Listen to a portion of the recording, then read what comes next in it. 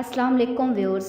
Pakistani latest dramas की तमाम updates जानने के लिए सबसे पहले आप मेरे चैनल को सब्सक्राइब कर लीजिए और साथ वाले बेल आइकॉन पर क्लिक करें ताकि हमारी लेटेस्ट वीडियो सबसे पहले देख सकें।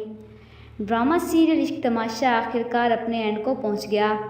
लास्ट एपिसोड में आप लोगों ने देखा कि रुशना जब बहुत ज़्यादा बीमार हो जाती है तो मेहराब उसे अस्पताल लेकर आता है और अपने किए पर पछताता है, लेकिन रुशना को मेहराब कहीं नज़र नहीं आता, उसे बस सिर्फ अरहम नज़र आता है।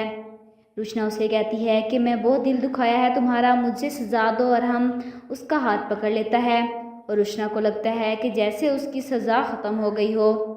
इस वक्त उसकी सांसें बंद हो जाती हैं। आगे आप लोग देखेंगे कि परवशा को पता चलता है कि रुशना बहुत बीमार है। वो अपनी माँ को आकर कहती है कि हमें रुशना के पास जाना चाहिए, उसे हमारी ज़रूरत है। वो अपनी अम्मी से कहती हैं कि कम से कम आप ऐसा ना बोलें, वो आपकी बेटी है। इसके बाद मीरा ख्वाब में रुशना को देखकर डर जाती है। मेहराब मीरा के पास आता है।